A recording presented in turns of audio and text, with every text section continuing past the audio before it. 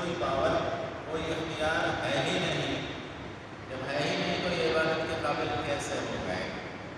اور پھر اس کے بعد اللہ تعالیٰ نے اپنی وحدانیت کے حوالے سے ہمیں ایک عقلی اور سمجھنے کے حوالے سے دن اور رات کی تبدیلی کی طرف اشارہ فرمایا کہ رات اور دن اللہ تعالیٰ نے جو پیدا فرمائے ہیں، کوئی ہے دنیا میں ایسی طاقت جو ان میں تبدیلی لا سکے؟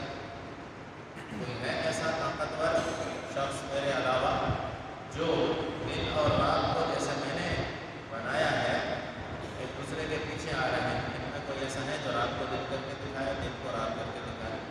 اللہ تو فرماتے ہیں کہ ہم نے رات اس لیے دی ہے تاکہ تم سکون حاصل کرو۔ اور پھر فرمایا کہ جو لوگ سنتے ہیں نا ان کے لیے، ہماری آیتیں جو سنتے ہیں ان کے لیے نشانیاں ہیں۔ انسان کو جب عمل کرنے کی نوبت آتی تو سب سے پہلے سنتا ہے، سننے کے بعد اس کو یاد کرتا ہے، یاد کرنے کے بعد اس پر عمل کرنے کی کوشش کرتا ہے۔ تو جب سنے گا ہی نہیں تو کاہے کو عمل کرے گا؟ عمل کیسے کر سکتا ہے؟ پہلی بات سننا ہے، سنو پہلے، سننے کے بعد پھر اس کو یاد کرو، یاد کرنے کے بعد تیسرا مرحلہ آئے گا اس پر عمل کرنے کا۔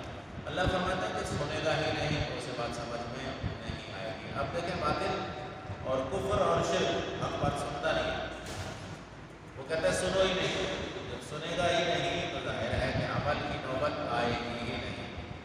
اور پھر اس کے بعد والے آیت میں یہ فرمایا کہ کچھ لوگ تو اس حد تک بھی آگے بڑھ چکے ہیں کہ وہ اللہ تعالیٰ کے بیٹے بناتے ہیں۔ وقالت الیہود عزیر ابن اللہ، یہودی کہتے تھے کہ عزیر علیہ السلام اللہ کا بیٹا ہے۔ اچھا اتنی بات تو وہ نہیں سمجھتے، بیٹا حقیقی بیٹا جس کو کہتے ہیں وہ نہیں ہے، کیونکہ ان کو پتہ ہے کہ اللہ کی جنس کوئی ہے نہیں دنیا میں کہ جس سے بیٹا ہو، اتنا تو وہ سمجھتے تھے۔ لیکن بیٹے کا معنی با اختیار، کسی کو اپنا جس کی اولاد نہ ہو کسی کو بیٹا بنا لیتا ہے تو اس کو با اختیار بنا لیتا ہے۔ تو اللہ نے اپنے اختیارات دوسروں کو دیے ہوئے۔ حضرت کعب احبار بلکہ حضرت عدی بن حاتم جو عیسائی تھے، وہ جب نبی کریم صلی اللہ علیہ وسلم کے پاس آئے اور مسلمان ہو گئے تو انہوں نے عرض کیا کہ یا رسول اللہ، قرآن مجید تو یہ کہتا ہے کہ اتخذوا احبارهم ورهبانهم اربابا من دون اللہ، کہ یہود و نصارہ نے اللہ کے علاوہ دوسرے رب بنائے ہیں۔ یا رسول اللہ میں تو عیسائی رہا ہوں، ہم نے تو اللہ کے سوا کسی کو رب نہیں مانا۔ قرآن کہتا ہے کہ انہوں نے اللہ کے علاوہ دوسرے رب بنائے ہوئے ہیں، جبکہ ہمارا اپنا عقیدہ، میں گزر کر آیا ہوں اس مرحلے سے، میں عیسائی رہا ہوں، ہم تو خدا کے علاوہ کسی کو رب نہیں مانتے تھے۔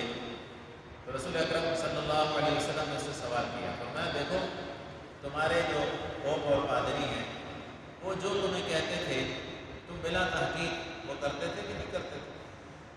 بلا تحقیق انہوں نے جو بات کہہ دی کہ حلال ہے تم نے اس کو حلال سمجھ لیا، جو کہتے تھے حرام ہے تم نے اس کو حرام سمجھ لیا، کبھی تحقیق کی کہ نہیں؟ یا رسول اللہ ہم تو اپنا جو ہمارے پوپ اور پادری ہوتے تھے انہیں کی باتوں کو مان لیتے تھے۔ رسول اللہ صلی اللہ علیہ وسلم یہی تو رب بنا دے۔ قرآن جو کہہ رہا ہے کہ تم ان کو خود مختار بنا کر بیٹھے ہیں، جو وہ کہیں گے وہ ٹھیک ہے، جو وہ منع کریں گے اس کو ہم حرام سمجھیں گے۔ رسول اللہ یہی رب بنا دے۔ پچھلے مضمون میں یہ بات گزری تھی کہ اللہ کی طرف سے ایک چیز حلال ہے تو اس کو حرام کیوں کرتے ہو؟ اللہ کی طرف سے ایک چیز حرام ہے اس کو حلال کیوں کرتے ہو؟ اختیار تمہارا نہیں، حلال اور حرام بنانے میں اللہ کا اختیار۔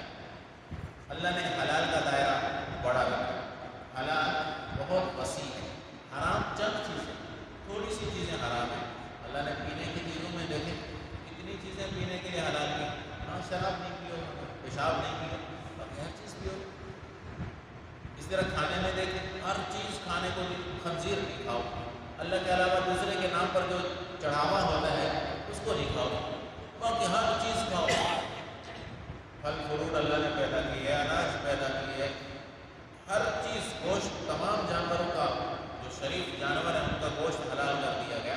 بدماش جانوروں کا گوشت حرام ہے، وہ بدماش ہے کھاؤ تو تمہارے اندر بھی بدماشی آئے گی۔ اللہ نے جو حلال کیا وہ حلال، اللہ نے جو حرام کیا وہ حرام۔ پوپ یا پادری جس کو حلال کہے وہ حلال نہیں بن جاتا، پوپ یا پادری جس کو حرام کہے وہ حرام نہیں کرتا۔ اچھا جی،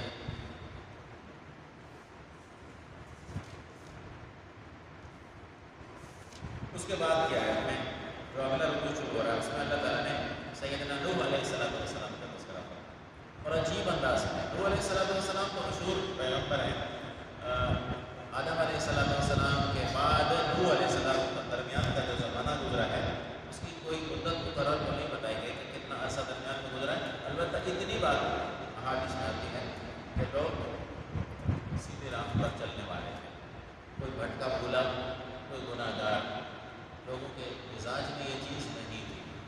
دنیا کو آباد کرنا تھا، اللہ نے لوگ ایسے پیدا کیے تھے جو صالح طبیعت رکھتے تھے، جو وقت کا نبی انہیں سمجھاتا تھا وہ اس پر عمل کرتے رہتے، شرافت کا دور جسے ہم کہیں۔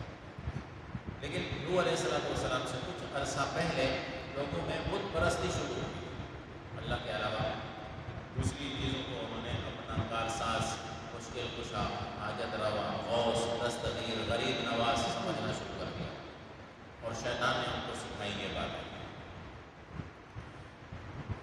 تو اللہ تعالیٰ نے نوح علیہ السلام، سیدنا نوح علیہ السلام کو اللہ نے لمبی عمر دی تھی، 950 سال ان کی تبلیغ کا تذکرہ آتا ہے۔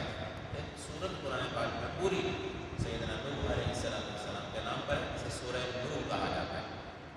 انہوں نے ہر طرح سے سمجھانے کی کوشش کی لیکن قوم نہیں مانی، تو نوح علیہ السلام کا یہاں ایک چیلنج مذکور ہے، باقی تفصیلی واقعہ نہیں، چیلنج دیا تھا انہوں نے۔ دیکھیں وقت کا جو نبی آتا ہے وہ سب سے بڑا توحید کو ماننے والا، اور وہ اعلان کرتا ہے کہ دنیا کی جتنی طاقتیں ہیں وہ سب میرے خلاف کھڑی ہو جائیں، میرا ایک بال بھی بیکار نہیں کر سکتے۔ صاف چیلنج، چاہے وقت کا حکمران ہو، چاہے تو دنیا وہ زمین کا بادشاہ کیوں نہ ہو۔ نمرود پوری دنیا کا حکمران تھا، اس وقت جتنی آبادی تھی نا وہ سب نمرود کے زیر قبضہ تھی۔ ابراہیم علیہ السلام اکیلے، باپ بھی مشرک تھا، باپ بھی بت فروش، باپ کی سپورٹ ہوتی ہے نا وہ بھی نہیں، اکیلے اس مجلس میں کھڑے ہو، صاف کہا کہ تو کیسا رب ہے؟ میں دیکھو میں سب کو کھلا رہا ہوں، میں پلا رہا ہوں، میں رب ہوں، میرے اختیار میں سب کچھ، میں جس کو چاہوں زندہ چھوڑوں، جس کو چاہوں میں مار دوں، یہ میرے پاور ہے، میں کل اختیارات رکھتا ہوں۔ تو ابراہیم علیہ السلام اس کے ظالم کے جابر کے ٹکر میں کھڑے ہو گئے تھے، تجھے جو کچھ کرنا ہے کر، میں نے جو کچھ کرنا ہے میں کیا کروں۔ اور ہر نبی نے وقت کے حکمرانوں سے، وقت کے جابروں سے ٹکر کھائی، اور سب سے بڑا اپنا یقین اور عقیدہ لوگوں کو سمجھایا کہ دیکھو میں بھی تمہاری طرح کا ایک انسان ہوں، میرے ساتھ بھی مسائل ہیں۔ نبی کریم صلی اللہ علیہ وسلم کی بیٹیاں بھی ان کو طلاقیں بھی ملی، جی آپ صلی اللہ علیہ وسلم کی بیٹیوں کو طلاقیں بھی ملی ہیں، آپ صلی اللہ علیہ وسلم کو لہو لہان کیا گیا، پتھر مارے گئے، دانت مبارک پتھر مارنے سے دانت ٹوٹا ہے، جوتی میں اتنا خون آیا کہ جوتی پیروں سے نکل نہیں رہی، پیر پھنس گئے جوتی میں، اتنا خون جسم سے نکلا اور پیروں میں آیا، لیکن کبھی اپنے موقف میں ذرہ برابر بھی لچک نہیں پیدا کی۔ اپنے چچا کو کہا کہ چچا یہ لوگ اگر اتنے با اختیار بن جائیں اور میرے ایک ہاتھ میں سورج دوسرے ہاتھ میں چاند لا کر رکھ دیں، اتنی ان کے پاس طاقت ہو جائے نا، ایک ہاتھ میں سورج دوسرے ہاتھ میں چاند رکھ دیں، تو بھی میں اپنے موقف سے نہیں ہٹنے والا۔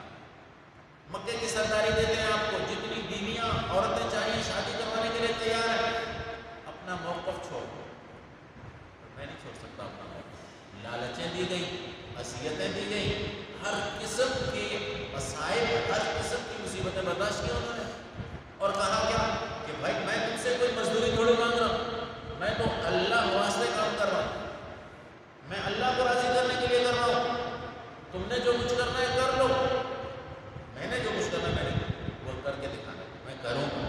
نوح علیہ السلام کی یہاں جو اللہ نے بات کی ہے نا وہ یہ ہے کہ اے انسانوں سن لو، اگر میرا واعظ و نصیحت تمہیں مشکل لگتا ہے، تمہیں تکلیف دیتا ہے نا، تو فعلی اللہ توکل، میرا بھروسہ تو اللہ پر ہے، لہٰذا واجب و امرکم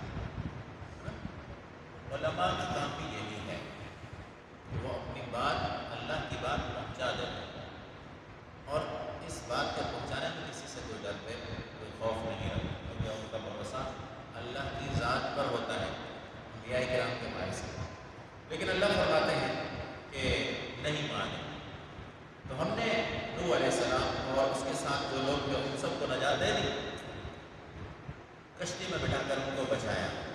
طوفان، ایک بہت بڑا طوفان آیا زمین پر، اور پوری روئے زمین پر جو آبادی تھی وہ سب کی سب غرق ہو گئی۔ صرف 80 آدمی نوح علیہ السلام کے ساتھ، 80 آدمی تھے، اس میں نوح علیہ السلام کے اپنے 3 بیٹے بھی تھے، حام، سام اور یافس۔ 80 آدمی تھے، اور جانوروں کی جوڑیاں اللہ نے فرمایا تھا پہلے رکھ لو اپنے ساتھ، تاکہ یہ جو باقی موجود ہے نا یہ سب ختم ہو جائے اور انہی سے نسل آگے بڑھے گی۔ تو نوح علیہ السلام کے بعد گویا کہ یہ دنیا نہیں پیدا ہوئی ایک حساب سے۔ نوح علیہ السلام سے پہلے جو چیزیں تھیں وہ سب کی سب ختم ہو گئی۔ جو جانور، درندے یا کیڑے مکوڑے جو نوح علیہ السلام کے ساتھ رہے وہ بچ گئے، باقی سب کے سب ختم ہو گئے۔ اچھا، انہی میں سے نوح علیہ السلام کے 3 بیٹے دنیا میں زندہ رہے، انہی کی نسل چلی۔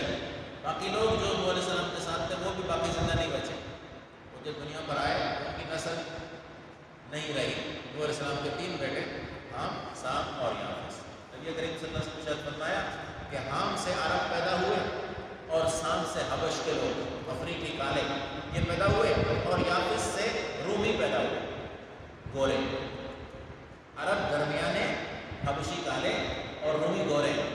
تو یہ 3 نسلیں نوح علیہ السلام کے بیٹوں میں سے چلی۔ حام سے عرب پیدا ہوئے، سام سے حبش کے لوگ کالے یہ پیدا ہوئے، اور یافس سے رومی گورے پیدا ہوئے۔ اور یہ بھی حدیث میں آتا ہے کہ یاجوج ماجوج یافس کی اولاد، یاجوج ماجوج جو ہوں گے وہ یافس کی اولاد۔ یاجوج ماجوج انسان ہے، کوئی الگ سے مخلوق نہیں ہے، یاد رکھیں انسان ہے، لیکن بڑے شریر، بڑے شیطان، دنیا کو کھا جائیں گے اتنے۔ ہمارے کئی علماء